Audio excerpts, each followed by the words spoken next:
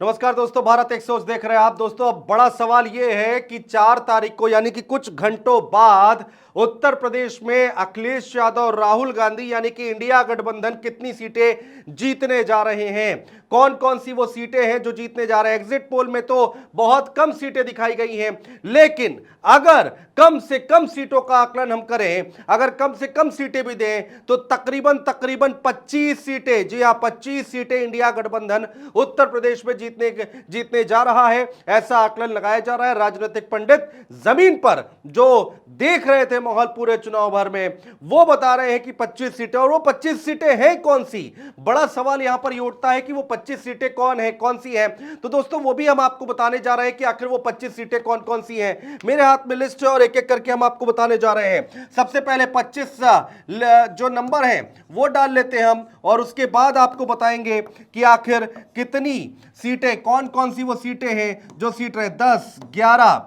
12, 13, 14, 15, 16, 17, 18, 19, 20, 21, 22, 23, 24 और ये आखिर में आ गया 25। तो ये 25 नाम कौन कौन से हैं, चरण वाइज, एक एक चरण में, जो पहले चरण से यानी पश्चिमी उत्तर प्रदेश से हम शुरू करेंगे और आखिर तक जाएंगे। 80 लोकसभा सीटें हैं उत्तर प्रदेश में, जिसमें से अगर सबसे कम सीटें अगर इंडिया गठबंधन को दी जाए, मान लिया जाए कि कम से कम हाथ रोक कर भी देखा जाए, तो 25 सीटें उत्तर प्रदेश में इंडिया गठबंधन को मिलती दिखाई दे रही हैं। शुरुआत करते हैं। सबसे पहला नाम कौन सा आता है, कैराना। जी हां, कैराना इंडिया गठबंधन जीतता दिखाई दे रहा है। इकरा हसन यहां से चुनाव लड़ रहे हैं। दूसरा नाम दोस्तों कौन सा है वो हम आपको बताते हैं। दूसरा नाम है मुजफ्फरनगर में संजीव बालियान सीट हारते दिखाई दे रहे हैं। मुजफ्फरनगर ये है दूसरा नाम। हरेंद्र मलिक समाजवादी पार्टी से टिकट पर चुनाव लड़ रहे थे। तीसरा नाम दोस्तों नगीना की बात करें तो नगीना यहां पर जीतती हुई दिखाई दे रही है। कौन, चंद्रशेखर यहां से चुनाव जीतते दिखाई दे रहे हैं। ना समाजवादी पार्टी ना भारतीय जनता पार्टी, यहां नगीना से चंद्रशेखर की जीत दिखाई दे रही है। चौथा नाम दोस्तों है मुरादाबाद। जी हां, मुरादाबाद यहां पर जीतती हुई दिखाई दे रही है। अगली सीट समाजवादी पार्टी, रुचि वीरा जो कि चुनाव लड़ रही है। रामपुर, पांचवा नाम आता है दोस्तों रामपुर की हम बात करें तो रामपुर यहां पर जीत हासिल होती हुई दिखाई दे रही है। रामपुर से अगर आप लोगों को व्हाइट कलर ना सही समझ में आ रहा हो तो हम येलो कर देते हैं, इसको येलो कलर से लिखते हैं जिससे कि मर्ज ना हो। तो ये एक एक सीट का हाल हम आपको बता रहे हैं। रामपुर यहां पर जीतती दिखाई दे रही है। छठी सीट गई है कांग्रेस पार्टी के खाते में, जो कि गाजियाबाद है दोस्तों, गाजियाबाद। डॉली शर्मा यहां से चुनाव लड़ रही है। गाजियाबाद यहां पर जीतती हुई दिखाई दे रही है इंडिया गठबंधन। सातवीं सीट है दोस्तों संभल। जी हां, जियाउर रहमान बर्क, शफीकुर रहमान बर्क के पौत्र हैं, वो यहां पर चुनाव लड़ते हुए दिखाई दे रहे हैं। आठवीं सीट दोस्तों मैनपुरी, श्योर शॉर्ट सीट है, जो कि जीत होती दिखाई दे रही है यहां पर डिंपल यादव की। तो ये अभी तक 8 सीटें, कैराना, मुजफ्फरनगर, नगीना, मुरादाबाद, रामपुर, गाजियाबाद, संभल, मैनपुरी, ये 8 सीटें तो जीती हुई दिखाई दे रही है। नवी सीट आ जाते हैं। नवी सीट दोस्तों कौन सी है, नवी नंबर पर है एटा सीट। जी हां, एटा लोकसभा सीट यहां पर चुनाव जीतते दिखाई दे रहे हैं देवेश शाह के समाजवादी पार्टी से। बदायूं जीतती हुई दिखाई दे रही है। हालांकि बहुत सारे लोग कह रहे हैं कि बदायूं सीट समाजवादी पार्टी के लिए फंस गई है, लेकिन आदित्य यादव यहां से चुनाव जीत रहे हैं। इंडिया गठबंधन 10वीं सीट हम आपको बता रहे हैं। 11वीं सीट दोस्तों बरेली सीट भी समाजवादी पार्टी के खाते में आती दिखाई दे रही है। प्रवीण सिंह ऐरन यहां से चुनावी मैदान में है। तो ये 11 सीटों का आकलन हमने अब तक कर दिया है। 12वीं सीट लखनऊ से लगी हुई है। कौन सी है दोस्तों, उन्नाव सीट भी यहां पर समाजवादी पार्टी जीतती दिखाई दे रही है। अनु टंडन ने बहुत अच्छा चुनाव लड़ा है। साक्षी महाराज के सामने अनु टंडन ने बहुत तगड़ा चुनाव लड़ा है और कहा यह जा रहा है कि उन्नाव सीट जीतती हुई दिखाई दे रही है समाजवादी पार्टी। इसके बाद दोस्तों आ जाइए इटावा, इटावा की हम बात करते हैं। इटावा जो कि समाजवादी पार्टी का कभी गढ़ रहा था, जहां पर अभी भारतीय जनता पार्टी का कब्जा है। इटावा जितेंद्र दोहरे यहां पर जीतते हुए दिखाई दे रहे हैं। रामशंकर कटेरिया जो कि इस समय मौजूदा सांसद है, उनकी सीट जाती हुई दिखाई दे रही है। 13 सीटों का हाल हमने आपको बता दिया है। 14 नंबर आप सबको पता है, ये सीट जो कि निकलती दिखाई दे रही है और ये सीट है कन्नौज, जहां से अखिलेश यादव चुनाव लड़ रहे हैं। कन्नौज जीतती हुई दिखाई दे रही है समाजवादी पार्टी। अखिलेश यादव आसानी से जीत जाएंगे। हालांकि बहुत सारे एग्जिट पोल आए, बहुत सारे सर्वे आए, वो कह रहे हैं कि भाई अखिलेश यादव और सुब्रत पाठक के बीच में कांटे की टक्कर है, लेकिन हमें नहीं लगता कि किसी तरह की कांटे की टक्कर है। मैं खुद ग्राउंड पर गया था, कन्नौज गया था और वहां पर माहौल देखा था, तो अखिलेश यादव श्योर शॉट ये सीट निकालते हुए दिखाई दे रहे हैं। इसके बाद आ जाइए कन्नौज के बाद आ जाइए रायबरेली। रायबरेली से राहुल गांधी, कोई शक नहीं है कि सीट फंस रही है, क्या है, कुछ नहीं। रायबरेली आराम से राहुल गांधी 15वीं सीट हम आपको बता रहे हैं, आराम से राहुल गांधी निकालते दिखाई दे रहे हैं। तो ये 15 सीट कौन कौन सी आ गई हैं? कैराना, मुजफ्फरनगर, नगीना, मुरादाबाद, रामपुर, गाजियाबाद, संभल, मैनपुरी, एटा, बदायूं, बरेली, उन्नाव, इटावा, कन्नौज और रायबरेली। ये सीटें तो आप श्योर शॉट समझ लीजिए कि जीतती हुई दिखाई दे रही हैं। 15 सीटें हो गई, अभी 10 सीटें बची हैं दोस्तों। 10 सीटें और कौन कौन सी हैं वो हम आपको बताने जा रहे हैं। अब आ जाइए आप अमेठी, आ जाइए, बगल की सीट है अमेठी। स्मृति ईरानी अमेठी सीट हार रही हैं।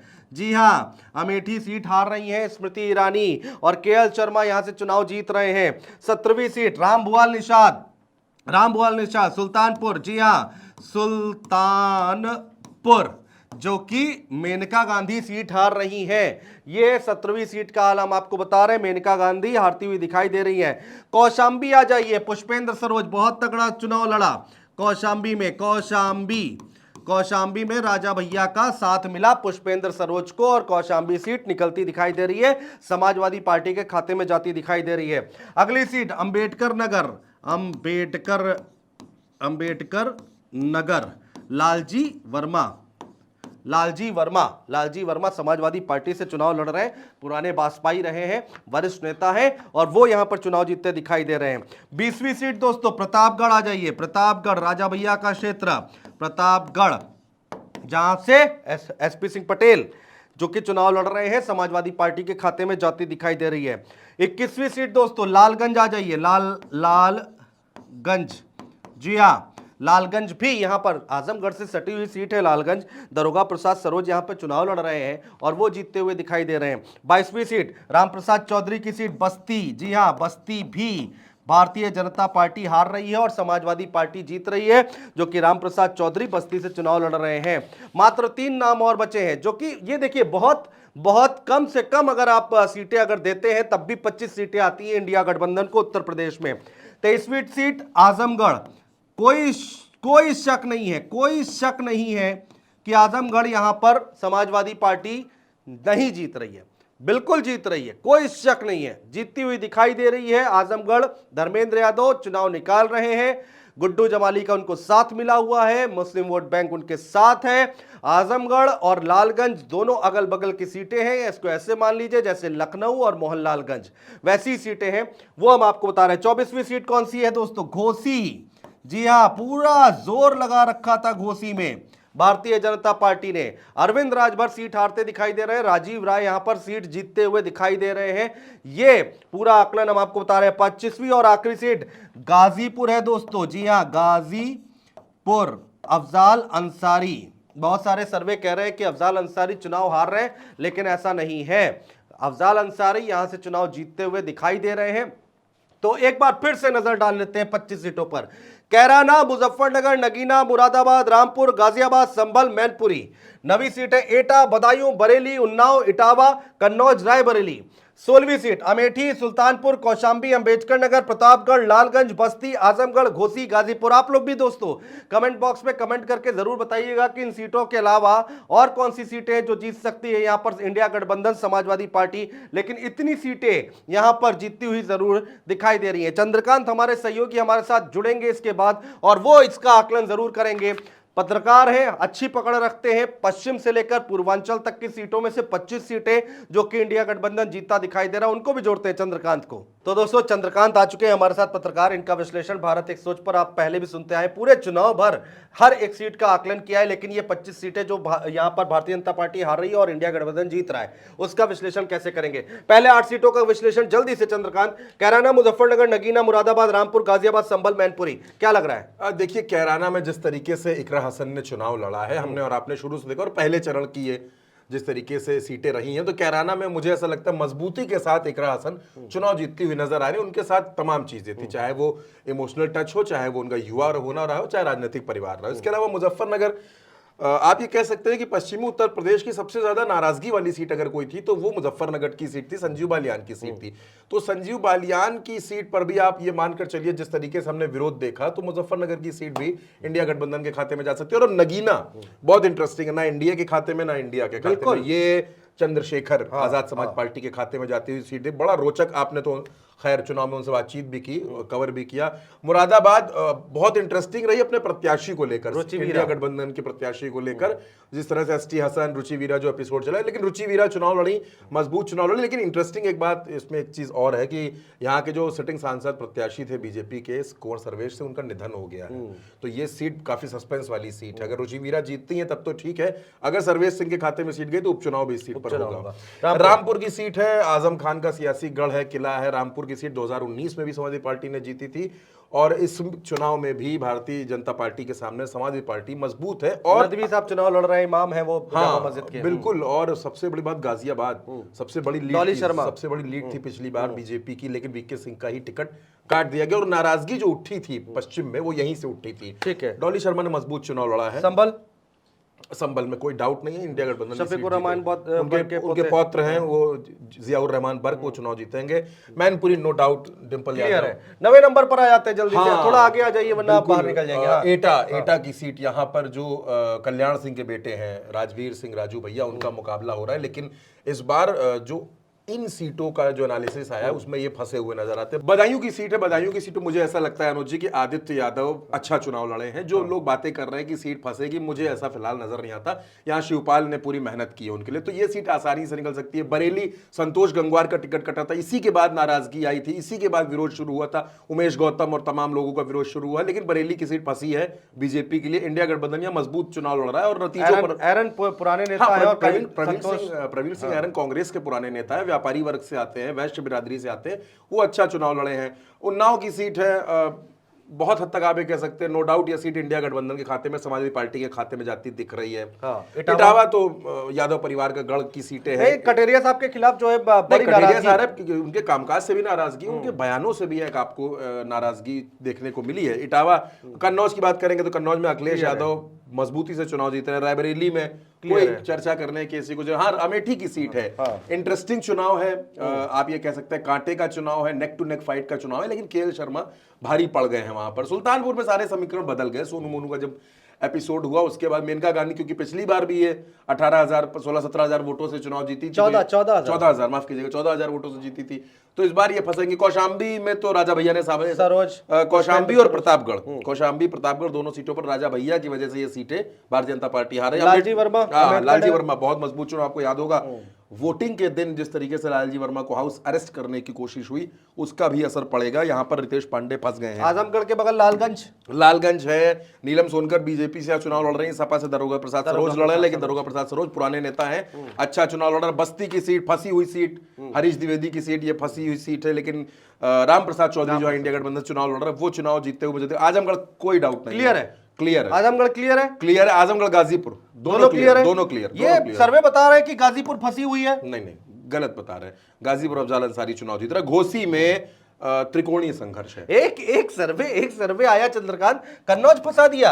मैंने आपने देखा कन्नौज कह रहे कांटे की टक्कर है, अखिलेश यादव यहाँ पे हार सकते हैं। देखिए सर्वे वालों ने तो अमेठी में भी बता दिया कि स्मृति ईरानी चुनाव जीत गई हैं, रायबरेली में राहुल गांधी फंस गए हैं। तो ये इन आकलन पे आप मजे, ये 25 सीटें, कोई ऐसी सीट आपको लग रही है? मैं आपसे एक बात कहूंगा, ये मिनिमम है। हाँ मिनिमम है, ये मिनिमम है, ये यूपी में मिनिमम है। मैं आपसे एक बात और करूं, जिन लोगों ने ग्राउंड पर उतरकर इस चुनाव को देखा है वो एग्जिट पोल को नहीं मान सकते।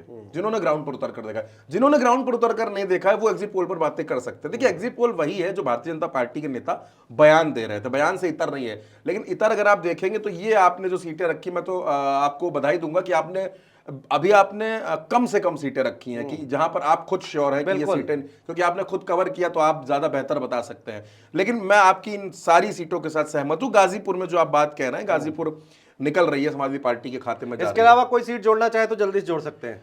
नहीं, फिलहाल जो आपने सीटें लिखी हैं ये बिल्कुल ठीक है। कम से कम हाँ बाराबंकी लिखना चाहिए, बिल्कुल लिखना चाहिए बाराबंकी। चलिए चंद्रकांत कह रहे हैं कि बाराबंकी, एक सीट और यहाँ पे लिख देता हूँ बाराबंकी।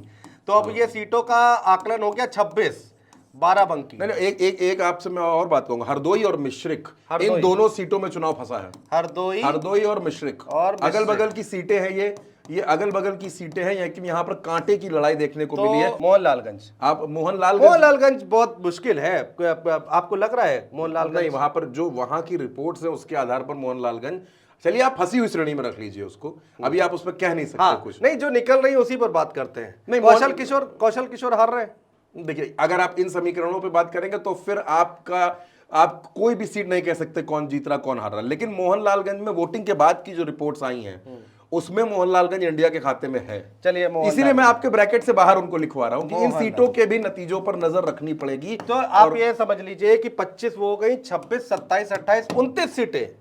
मैं तो 32 तक जाना चाह रहा हूं, मेरा आंकड़ा 32 तक है, लेकिन जो आपने लिखी है ये बिल्कुल ठीक सीटें हैं सभी समीकरणों के हिसाब से।